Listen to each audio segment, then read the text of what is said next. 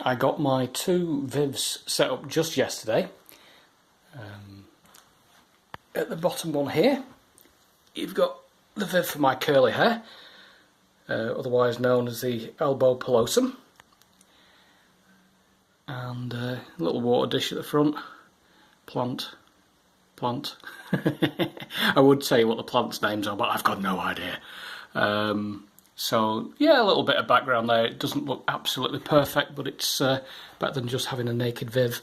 And she's currently right in the centre of the screen there. There's well, there was a cave. She's actually sealed herself in, but there is a burrow about 8 inches long underneath that rock.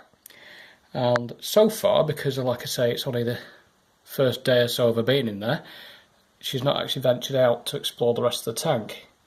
So she's got plenty of other areas that she could explore. There's plenty of other caves there that she could dig into. There's a little hidey hole there if she wants to use the basking rock.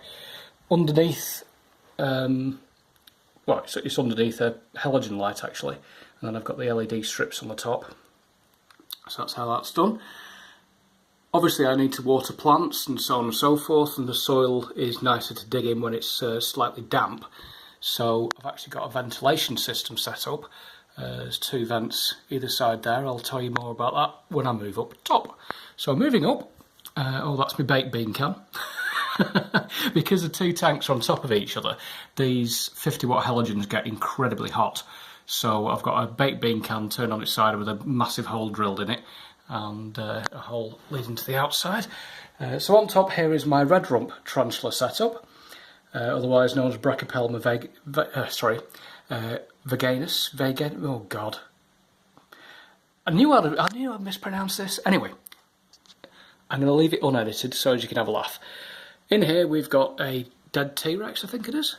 Might be. Obviously water dish, random plant, spider plant at the back. See, I knew the name of that one. And yeah, what she's chosen to do is to hide in that cave structure there.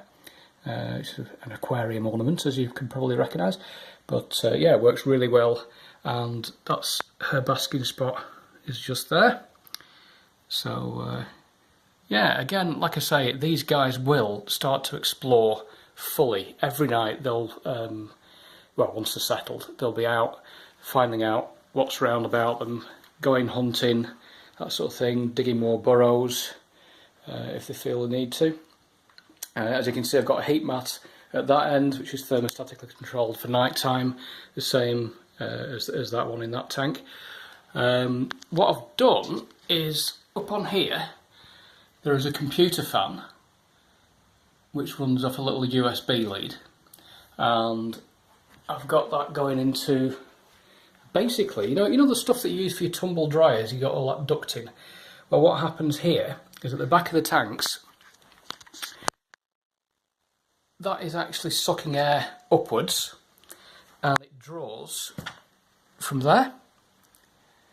So it draws out there, and then this one is linked to that one up top, and then it all exits there. So the whole thing is like a big circle. Of course, when it's drawing air through there, it creates a little vacuum which lets the air out. Over here, I've got my first tank set up. This is Vim, Brachypema hamorii. See, I got that one right. And he has been in his tank now for a good, I don't know, maybe 6 months or so. He's well established in there. He uses absolutely every inch. I've got hours of footage of him at night time, because on top here I've got sort of holes cut in with sort of clear lids. I take those lids off, put cameras in there, and it films what he gets up to at night. That, believe it or not, that coconut is where he used to hide. However, he's far too big for that now. He's grown quite a bit. He's got, he usually hides underneath there, which is like a ledge. He was up on top of the ledge just last night. He was having a bit of explore up there. He eats really, really well, and he regularly basks. So there's a granite rock there, which retains a lot of heat from his halogen bulb. And at night time, he moves on to that and carries on getting the warmth. So that's that. Let me just pull the blinds up on the room. There we go. Down here I've got Yvain. She is my giant white knee, and she's in a temporary tank at the moment. She's just hiding herself in there, you can't really see her. So she's going to be going eventually into that 4-foot viv there. That's my next project, and that's going to become like the Amazon jungle, so we hope. So there you go. So there's a quick update on what I've been up to. I look forward to seeing what these spiders get up to themselves once they're all settled in.